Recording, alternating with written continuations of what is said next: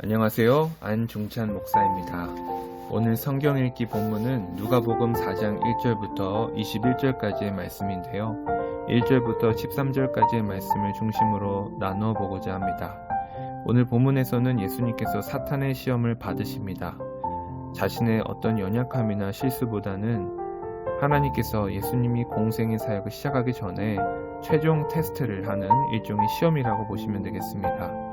예수님은 세례를 받으신 직후 성령께 이끌려서 유대 광야로 가시고 사탄의 시험을 받으셨는데 40일 동안 아무것도 먹지 못하여서 상당히 배고픈 상태였습니다.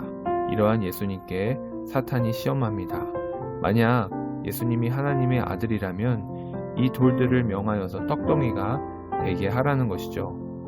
예수님은 자신에게 주어진 상황 가운데 인간의 고통을 기꺼이 감당하시려 하지만 사탄이 예수님의 굶주림을 약점으로 보고 유혹하고 있습니다. 배고프니까 돌이 떡이 되게 해서 주림배를 채우고 예수님께서 인간의 삶을 살아가기를 일찌감치 포기하라는 것입니다. 그런데 예수님이 어떻게 대답하십니까?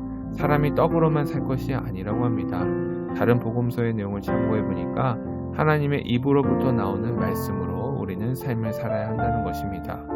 사람은 형편에 따라 굶주리고 낮은 모습으로 살아갈 수 있지만 배고픔보다 부족함보다 더욱더 우리 인생에서 중요한 것은 하나님의 말씀을 의지하면서 살아가는 것입니다. 이렇게 예수님은 신명기 8장 3절의 말씀으로 사탄의 시험을 이기신 것입니다. 두 번째 시험입니다. 사탄은 예수님을 높은 데로 이끌고 가서 순식간에 세계 모든 나라를 보여주었습니다. 그리고 말했습니다. 내가 이 모든 권세와 영광을 너에게 주겠다. 그러므로 자신에게 절하면 사탄이 예수님에게 이 모든 영광과 권세를 준다는 것이죠. 그러나 주님은 어떻게 대답하셨습니까? 하나님만을 경배하고 하나님만을 섬기라고 신명기 6장 13절의 말씀을 하셨습니다. 오늘날 우리가 세상을 바라볼 때 우리는 세상에서 어떠한 것을 보통 주목합니까? 세상 사람들의 화려한 모습과 즐거움, 유명 인사들의 인기와 명예, 또 그들의 럭셔리한 삶을 바라보면서 우리 자신이 초라하게 느껴지고 또 한숨이 나오고 실망할 때가 있습니다. 우리는 이런 때에 어쩌면 사탄 마귀가 틈타서 우리를 시험할 수 있다는 것이죠. 내가 만일 내게 절하면 다 내 것이 되리라.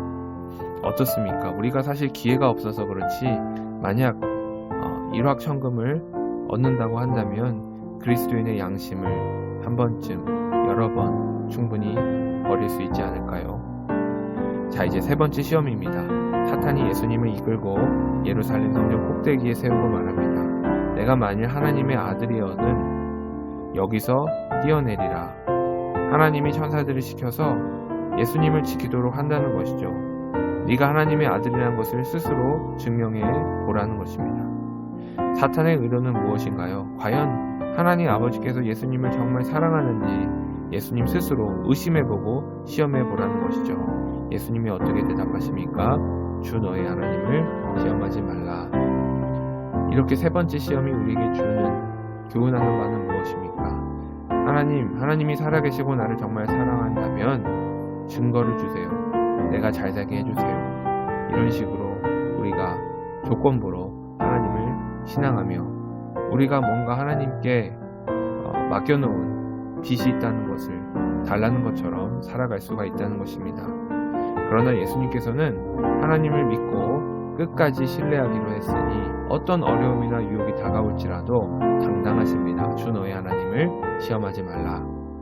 우리는 때로 하나님의 뜻을 잘 알 수가 없고 또 그렇기 때문에 주님께 섭섭할 수 있습니다. 그렇다고 해서 우리가 하나님이 나에게 어떠한 빚이 있는 것처럼 주님께 요구하고 마땅히 바라기는 어렵다는 것이죠.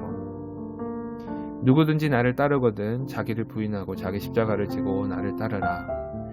우리가 예수님을 믿고 신앙한다는 것은 엄밀히 따져보면 어떠한 조건을 바라지 않고 주님을 끝까지 믿고 신뢰한다는 것입니다.